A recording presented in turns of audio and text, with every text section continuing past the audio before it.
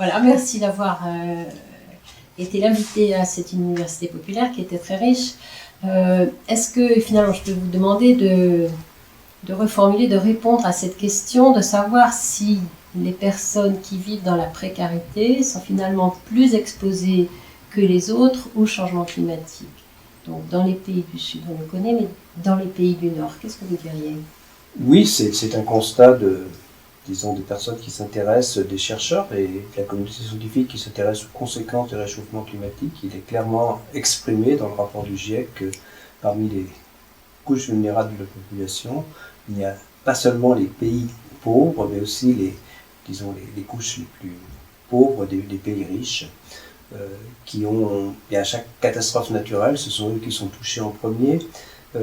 Il y a à la fois des difficultés, bon, par exemple, disons, le réchauffement climatique est à l'origine disons, de problèmes de santé, hein, que ce soit des canicules, ou bien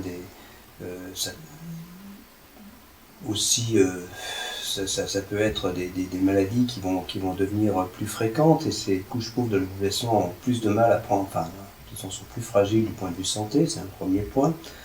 Ça peut être aussi parce que ils habitent dans des endroits qui sont plutôt insalubres, des logements qui sont généralement pas de bonne qualité, ou même des endroits qui ne sont pas de bonne qualité, qui sont les endroits où il y a plus de risques, hein, par rapport disons, à des événements exceptionnels. Donc tout cela fait que les couches pauvres de la population sont effectivement reconnues comme étant plus sensibles au réchauffement climatique, plus vulnérables.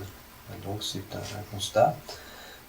Bon, bien sûr, ce sont les régions les plus vulnérables, sont des régions qui sont en dehors de la France, mais il faut disons, on insiste aussi sur cette fragilité des couches pauvres, les plus pauvres de la population par rapport à ces événements extrêmes. Donc pour se déplacer, par exemple, il y a des problèmes. Donc c'est tout à fait reconnu.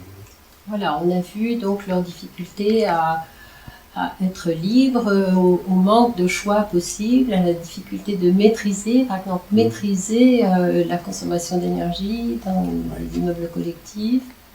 Donc voilà. sur leur participation, effectivement, c'est aussi, on a constaté, disons, que en France, en gros, les couches riches de la population sont responsables de plus d'émissions de gaz à effet de serre, sont les cadres supérieurs plus que les ouvriers. Mais quand on parle d'ouvriers, c'est ceux qui travaillent, mais souvent dans les couches pauvres, il y en a qui ne travaillent pas, et donc il n'y a peut-être pas de statistiques vraiment pour ces couches-là, mais j'imagine qu'elles émettent encore moins qu'un ouvrier moyen, que quelqu'un qui travaille. Et effectivement, quand l'action, disons dans les actions, qui peuvent être, c'est quoi les actions en France? Eh bien, c'est à travers son logement, disons dépenser le moins possible d'énergie dans son chauffage. Et bien, ces gens-là ne sont pas, sont souvent dans des logements qui sont peu adaptés, hein, et surtout ces logements on a mentionné l'aspect chauffage collectif, hein, dans les HLM où il n'y a aucune maîtrise du chauffage. Donc des fois on chauffe trop, mais effectivement on n'est pas responsable individuellement, et ça devient stupide. C'est d'ailleurs une des recommandations d'individualiser les chauffages.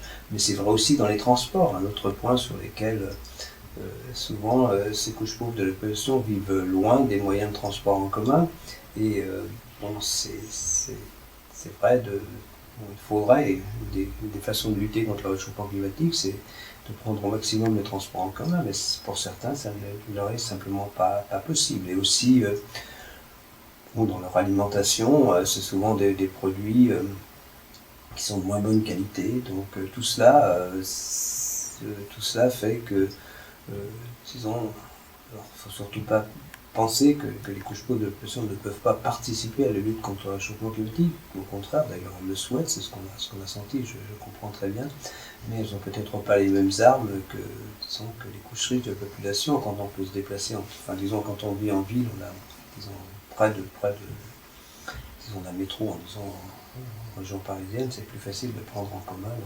lorsqu'on en est très éloigné. D'accord, donc finalement c'est la double peine, on pourrait dire, pour elles. Hein.